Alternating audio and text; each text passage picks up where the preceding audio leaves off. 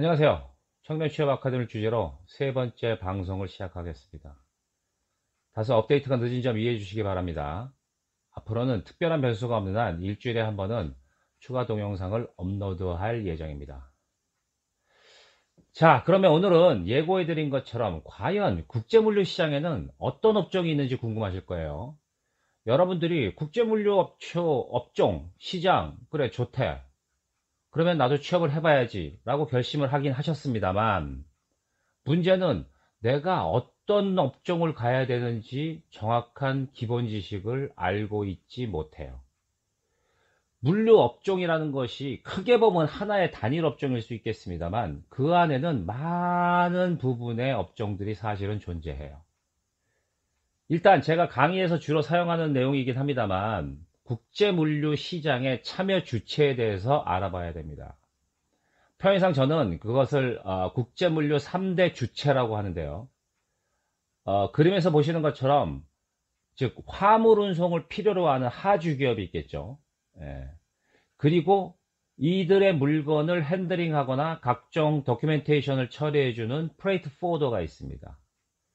그리고 이들 물건을 실제로 운송을 수행하는, 즉 운송 수송 모드를 갖고 있는 항공사나 선사와 같은 캐리어를 우리는 국제물류 3대 주체라고 얘기합니다. 또는 운영주체, 시장 참여자라고 표현할 수 있습니다.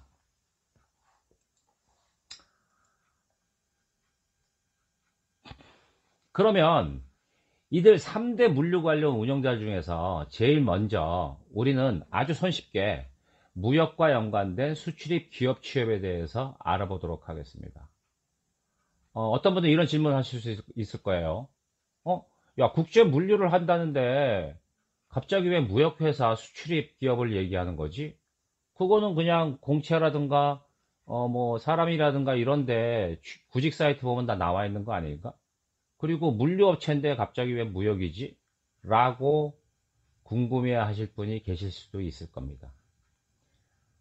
솔직히 여러분들과 똑같이 저는 국제물류를 담당하는 기자로서 무역회사의 취업 정보를 정확히 알고 있지 않아요. 뭐 일반적으로 대한 취업 정보가 다입니다. 여러분이나 제가 알고 있는 뭐 어떤 대기업은 뭐 공채를 언제 하고 어쩌고 어떻게 하고 뭐 기타 중소기업이든 뭐가 됐든 말입니다.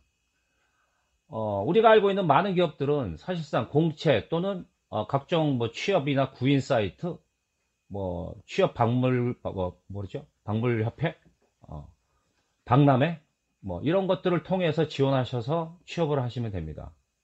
하지만 저는 지금 국제물류 시장 취업에 대해서 말씀드리고 있어요.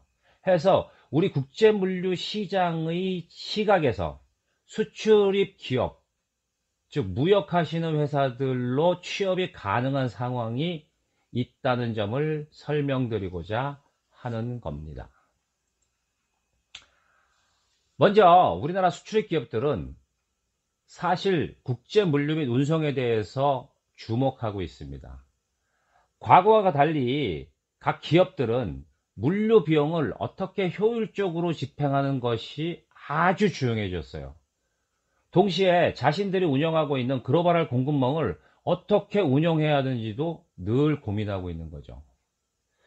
나중에 물류 기본 강의에 대해서 제가 말씀을 드리겠습니다만, 뭐 잠깐 미리 국제물류 시장이 이렇게 급성장하는 이유 중에 하나를 말씀드리면, 이른바 세계 경제가 글로벌라이제이션으로 탈바꿈했기 때문입니다. 즉 과거에는 해당국의 상품을 생산해서 상대국에 판매하는 그런 방식의 아주 기본적이고 원초적인 방식이 무역이었어요. 하지만 요즘은 어떻죠? 요즘은 전 세계적으로 생산 공장들이 산재되어 있습니다. 실제로 부품은 A국에서 생산을 해요. 그리고 그 부품을 모아서 모듈 조립은 B에서 하고요. 또 재고 관리는 C라는 데서 해요. 그리고 최종 생산은 D에서 하는 경우도 있어요. 뭐 이런 식이죠. 생산이 단순하게 한 군데서 이루어지지 않는다는 겁니다.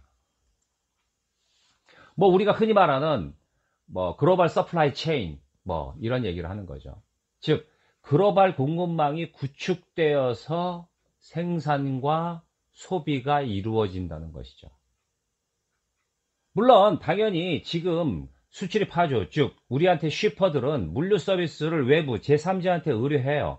자기들이 직접 하는 것보다는 말씀드린 대로 제3자인 경험자나 전문가한테 의뢰하는 것이 훨씬 더 효율적이고 유리하기 때문이죠. 하지만 과거 단순하게 포트 투 포트로 화물을 운송했던 시절과는 달리 이제 말씀드린 대로 글로벌한 공급망이 구축되면서 마냥 물류기업한테 니들이 알아서 해줘 라고 의존할 수 없는 시대가 된 거죠. 해서 물류 서비스를 제공하는 물류 기업들이 이를 어떻게 해결하는지를 지켜보고 또는 함께 협의하고 또는 협상까지도 해야 됩니다. 그리고 잘하는 물류기업, 올바른 물류기업이 어떤 거지? 라고 그들도 여러분처럼 선택을 하기 위한 고민도 해야 돼요.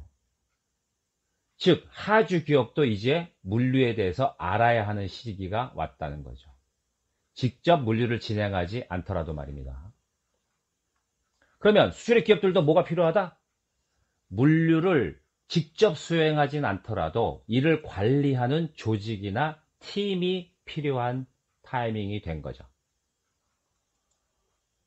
하지만 직접적으로 물류 인력을 양성하기란 쉬운 일이 아니에요.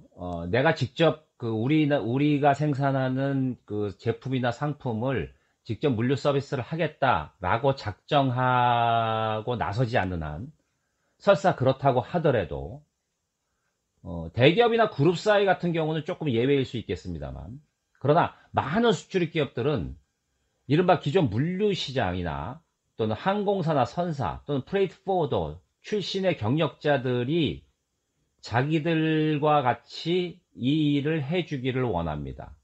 왜? 이들이 물류를 가장 잘 아니까요. 잠시 다른 얘기를 하죠. 우리가 알고 있는 이른바 이자 물류기업이라는 게 있습니다. 대기업 계열사라고 얘기하는.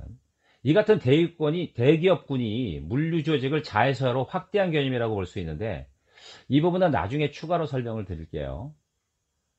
여하튼 하주들도 지금 국제 물류의 시스템 또는 그 서비스 또는 운송의 흐름에 대한 관심도가 계속해서 올라가고 있다는 사실만큼은 명확합니다. 결론적으로 이제 우리 국제 물류 시장의 관점에서 취업의 가능성을 볼 때 우리는 이들 물류 수출입 기업들의 물류 전담 조직으로 취업이 가능하다고 말씀드릴 수 있습니다. 다만 일정 경력을 가지고 있어야겠죠. 그래서 여러분들은 국제 물류 시장 업체의 취업을 통해서 경험과 경력을 쌓고 나름대로 레퓨테이션을 올리게 되면 그동안 자신들의 고객이었거나 또는 파트너라고 할 수 있던 수출입 기업으로의 취업 이직이 가능합니다. 직접 들어가는 거는 아까 말씀드린 대로 알아서 하시면 돼요. 그거는 무역 업무나 수출입 업무를 하기 위해서 위하시는 거니까 저희하고는 무관하고요. 물류를 하면서도 물류를 공부하고 이 실무를 배우면서도 우리가 알고 있는 무역회사나 수출입 기업으로 취업이 가능하다는 말씀을 드립니다. 일반 학생들이나 지금 취준생 여러분들은 정확하게 잘 모르시겠습니다만, 우리가 알고 있는 뭐 대기업 삼성전자만 하더라도 수많은 벤더 회사들이 있어요. 우리가 무역회사에서도 물리 조직이 있대. 그러면 우리가 거기에 취업할 수 있대. 그러면 내가 삼성전자에 들어갈 수 있나? 뭐 굳이 거기까지 생각 안 하셔도 돼요. 많은 벤더 회사들이 연관지어서 움직이기 때문이다. 아까 말씀드린 글로벌 공급망 때문에 더욱 그렇습니다. 즉 부품 및 관련 부분품, 모듈 이런 것들을 생산해서 수출하는 기업들이죠. 뭐 현대자동차는 말할 것도 없죠. 자동차는 뭐 엄청난 많은 수의 밑에 그 벤더 기업들이 있어요. 뭐 1차, 2차, 뭐 3차, 4차 벤더까지도 있습니다. 이들은 해당 그룹사들이 해외 공장을 짓기 위해서 진출할 때 동반 진출하는 경우도 많습니다. 뭐 우리가 생각하는 중소기업 이상 수준의 업체들도 엄청 많아요. 당연히 이들도 공급망 관리를 위해서는 물리적인 뭐 경험이랄까요? 지식을 갖고 있는 인원이 필요하겠죠. 굳이 꼭 엄청난 그룹사가 아니더라도 수많은 업종에서 이 기업들은 전담 물류 지역을 갖고 있는 경우가 점점 늘어나고 있는 것입니다. 해서 국제물류 시장에 진출해서 물류 지식과 경험을 쌓는다면 우리는 이들 무역업체로 물리적인 경험을 갖고 취업이 가능하다는 말씀도 드립니다. 물론 쉬운 일은 아닙니다. 열심히 하셔야겠죠. 자, 무역 쪽에 대한 얘기는 간단하게 설명을 드렸고요. 이제 다음에는 보다 구체적인 국제물류 시장의 운영자인 선사나 항공사가 있는 캐리어 업종, 그리고 시장 취업의 문호랄까요? 이것이 더 많은 프레이트 포워딩 업종에 대해서 좀 더 디테일하게 알아보도록 하겠습니다. 감사합니다. 구독, 좋아요는 기본인 거 아시죠?